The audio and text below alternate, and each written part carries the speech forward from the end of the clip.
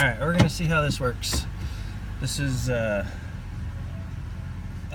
test of Cowl induction on the Tundra. So I've taped some pieces of ribbon to the hood so they will flow across the transition zone between the hood and the windshield.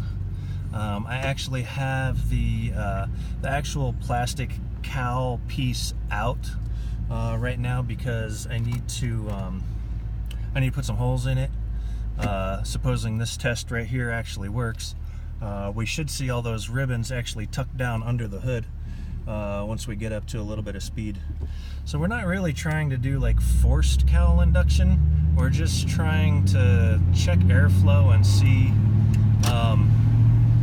will air flow down in that way? Because we're gonna make a hidden snorkel that is going to draw air from the cowl area instead of having a big giant black tube sticking out off the side.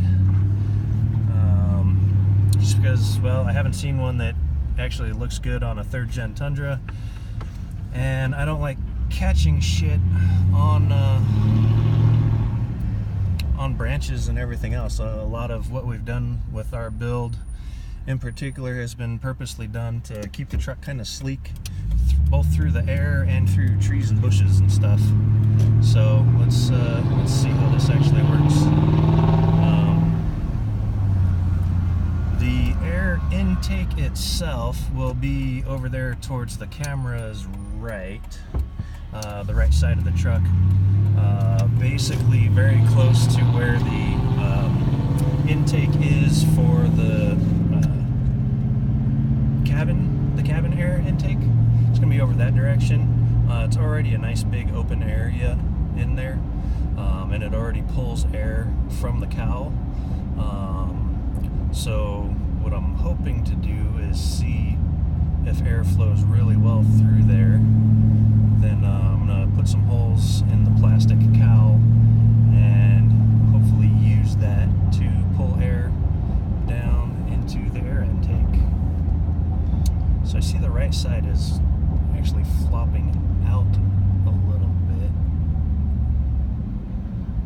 Of course, we were only doing like 30 miles an hour. The center here, dead center on the hood, is really where I'm going to be adding the holes to send air down into that area. I'm guessing that since the air doesn't have any place to go, that out towards the outer edges on the left and the right, that air is probably going to wash up and out. That'll become a low pressure, high turbulence zone anyway once you get more up to speed, because the air is going to slip off the center of the hood and start to go towards the sides as it encounters the windshield. So you'll start to build up a high pressure zone right there in the middle of the connection of the windshield to the hood. But as you get further out to either side, you're going to get lower and lower pressure as it starts to slip off the sides of the truck. And that will become more and more turbulent air as well, instead of a nice smooth flow. So what I'm hoping to see really is that center ribbon should just get sucked straight down. The two on either side should also go relatively straight down. The ones on either side all the way out will probably go more or less left and right. Again, we're not going to get up to any super high speeds here, 30, 35.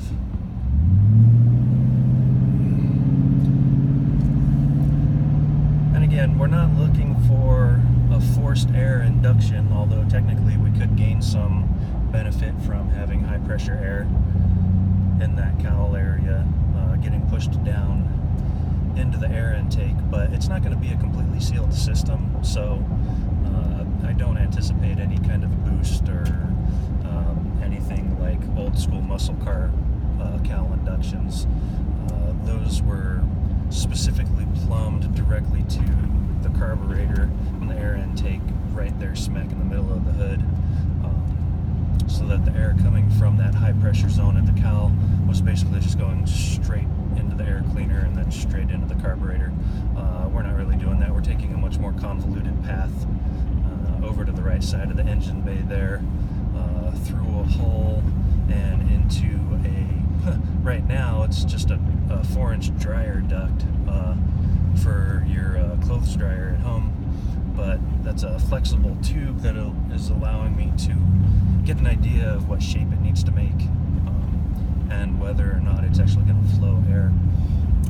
I don't have any of that connected in right now. There's still a hole that I need to drill and put the little scoop thing over there. Basically, I'm taking what normally goes under the wheel well on a TRD intake, which is like this, it's just a fluted tube. Kind of looks like a connector. What do you call it? Kind of looks like a coupler, but the one end is just fluted open. So that's going to be inside the cowl area, and the other end of it will be attached to the dryer hose for now, and then it makes a couple little bends into the stock air box, which I cut open and modified the corner so that I could fit the 4-inch dryer tube into it in the corner. I have not yet blocked off the inlet, the stock inlet port, because I don't have any fresh air coming into the intake.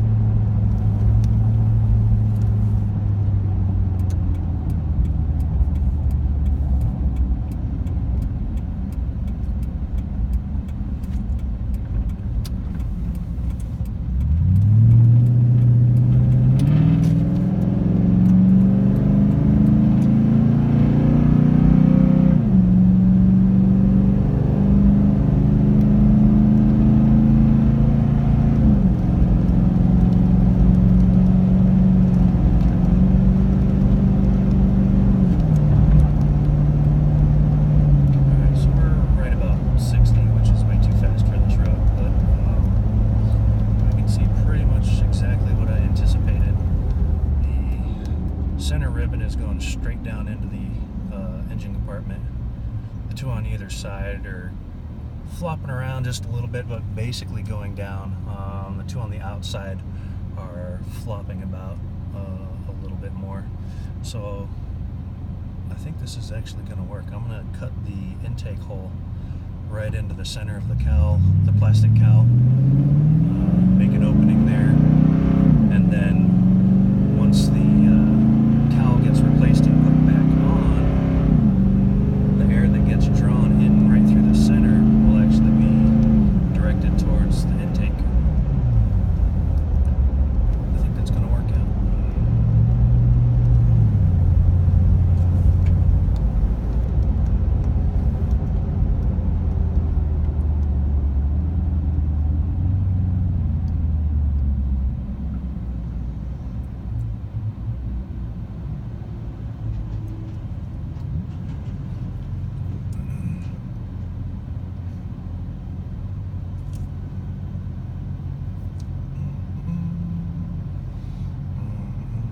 I'm just leaving the video running because there's this Gixxer 6 next to me. I want to try to get a little bit more speed to see what it does when it's going a little faster. And I want to assume that he's going to take off like a bat out of hell.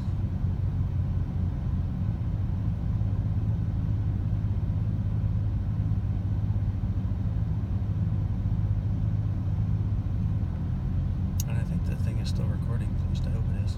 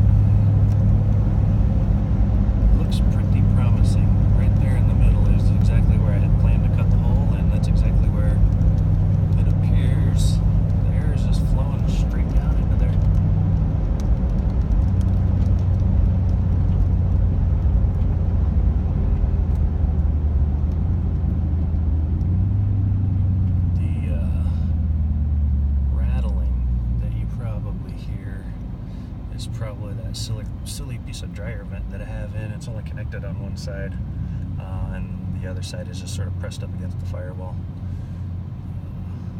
Just sitting there, vibrating away.